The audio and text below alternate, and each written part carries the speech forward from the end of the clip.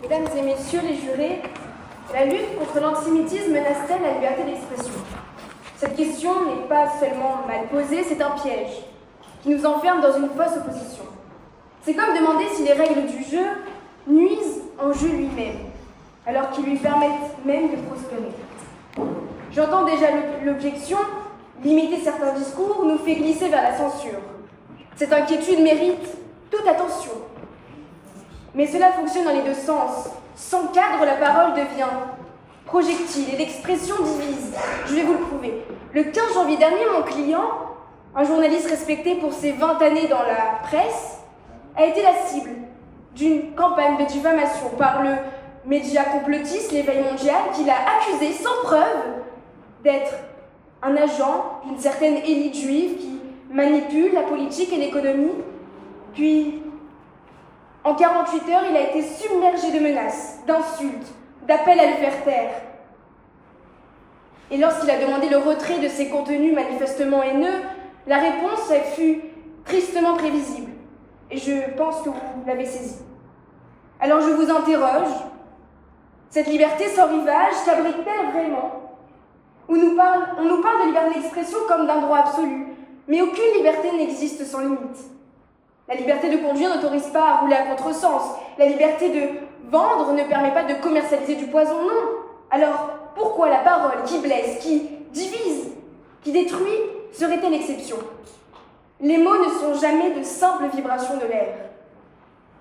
De la même manière que la défense peut manipuler et changer la condition d'un accusé simplement avec des mots, des discours haineux peuvent mener à des conséquences dramatiques en manipulant l'esprit collectif.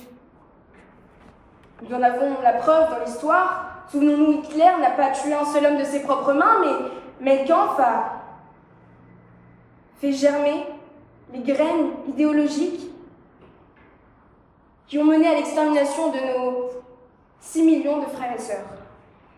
Ce que nous affrontons aujourd'hui est une guerre psychologique, alimentée par des algorithmes. En cyclique, un jeune passe de contenu anodin aux théories conspirationnistes les plus virulentes.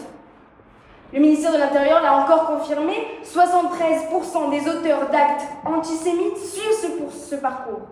Ce n'est pas de la liberté d'expression, mais une machine à fabriquer la haine. Et les géants du numérique, en plus, en invoquant une neutralité algorithmique, ne font que complicité. Notre époque souffre d'une confusion cognitive entre égalité et équivalence. Nous mettons sur le même plan le débat raisonné et l'insulte haineuse, la critique légitime et l'appel au boycott. Cette confusion délibérée empoisonne notre démocratie. Chacun revendique avec véhémence la liberté d'expression absolue, mais peu acceptent la responsabilité qui l'accompagne. Notre devise ne se limite pas à la seule liberté, elle est triple. Liberté, égalité, fraternité. Ces trois piliers sont indissociables, ils se nourrissent et se limitent mutuellement pour former l'équilibre parfait de notre contrat social. Et lorsqu'on les déséquilibre, tout s'effondre. Une société dépourvue de cadre dégénère et la loi du plus fort s'impose. La loi, mesdames et messieurs, n'est pas un carcan, elle est un bouclier. De la loi fondatrice de 1881 à la loi de Guesso de 1990, passant par la loi de 2020 sur les discours de haine en ligne, mais aussi la Cour européenne l'a encore affirmé maintes fois, sans ambiguïté, que la liberté d'expression peut être restreinte lorsqu'elle menace la dignité humaine. Quelle ironie tragique! Nos ancêtres ont versé le sang pour que cette liberté dénonce l'oppression, non pour qu'elle devienne le masque respectable des oppresseurs. Je demande donc la condamnation, oui, du média complotiste, des dommages et intérêts pour le préjudice subi, et la publication du jugement sur leur propre plateforme. Votre verdict, au-delà du cas individuel de mon client, dira si nous choisissons qu'une liberté mal comprise détruise l'égalité et la fraternité qui font notre force. Alors non, 6 millions de fois non. La lutte contre l'antisémitisme et contre toute autre forme d'oppression ne menace pas la liberté d'expression, elle la sauve.